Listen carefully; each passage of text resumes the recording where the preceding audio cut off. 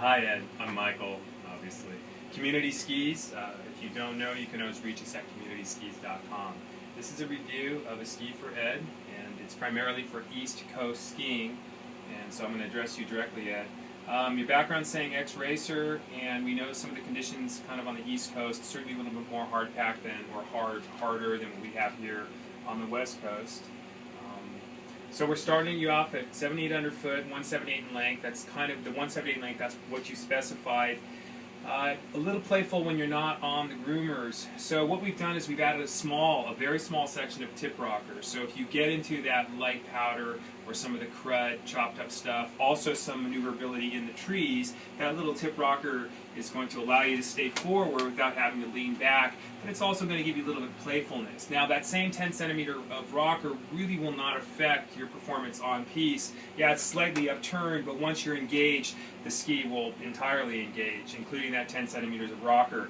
Usually if you have a long rocker stretch and you engage, you still have rocker that's off edge, off snow, so to say. So it's a small section, it's really helpful off-piste or when you're not on the groomers, and even if you do get a little bit of powder, it just facilitates some of the, just kind of the comfort in skiing. 14 meter turn radius, we kind of cut the difference between the types of radiuses that you like to work in. A little bit of tip rocker, at least this little, may kind of give you a sense of more nimbleness, so maybe a 15 meter turn radius with a little bit of rocker, you can drive a little quicker, transition a little bit faster, and get that into, you know, a tighter radius turn. So a little bit of rocker kind of gives you the tighter radius, kind of in a sense, not in reality, but just kind of more probably in transition time. And then just what we're trying to do to get the longer radius turns is we're trying to minimize some of the overall flex of the ski. So the ski being stiffer, instead of flexing into a tighter radius turn, it's going to stay truer to its side cut radius, stay stiffer, so we've increased the stiffness of the ski overall. Let me explain how we do that. And you'll see some numbers on your spec sheet.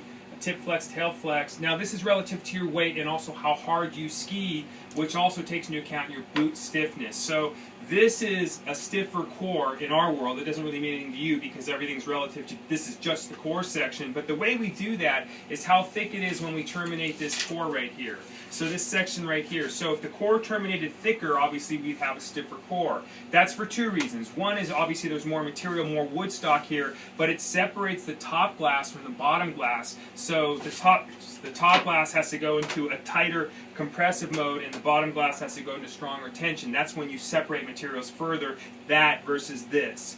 The other thing is we have a stiff tail, so this termination thickness will be obviously thicker than this termination thickness, but also has a lot to do with the taper length. We can taper this very abruptly, or we can taper it very long. The long tapering obviously gives you a really nice, generous flex. The shorter tapers give you a tighter, kind of a more kinkier flex, so you're relying more on center section. All the carving skis that we build out, especially when you have a stiffer boot and a heavier weight, we're going to reinforce with a lot more glass here. So our approach to manufacturing is in a sheet below and a sheet above. Our approach is 2 sheets below, 3 sheets below, 2 sheets, 3 sheets on top. Depending on what we're trying to achieve, we're using a much thinner glass, so that's why we have the layering. But because we use lighter glass in multiple layers, we also do a reinforcement section. So we can put an additional section of reinforcement basically in the carving section. So we're going to increase torsional rigidity where you really want it in a carving type ski.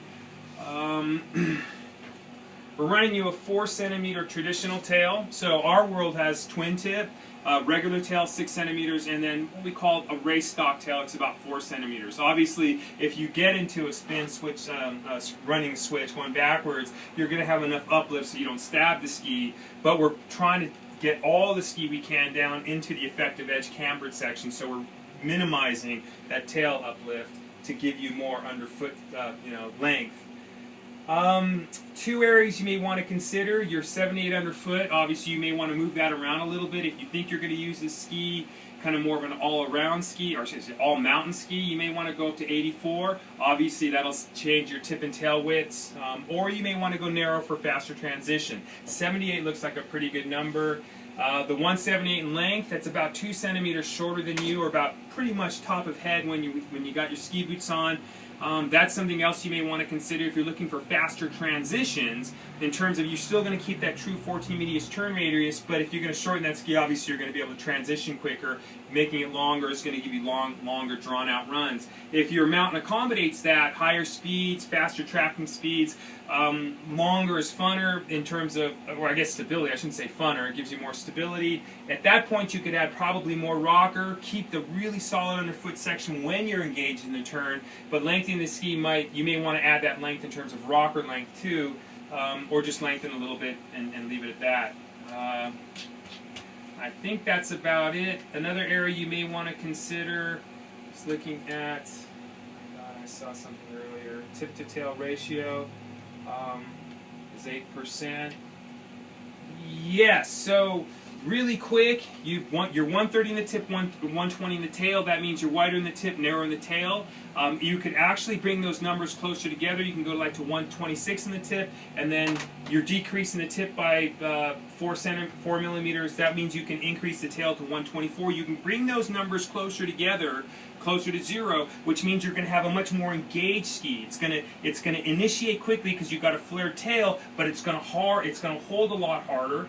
As opposed to, you can change those ratios and make the tail narrower and the tip wider, again keeping the same overall radius, but you've got a ski that's more relaxed on the exit because the tail kind of wants to slide, I wouldn't say slide, but less engaged because it's truer straight behind you, so it's easier, much more relaxed to transition off. So one extreme is a harder turn, deeper into the trough, and also it'll hold. Obviously, you've got to know how to ski to get out of that turn, as opposed to a more relaxed tail, which gives you an overall more relaxed sensation when you're on a carved ski.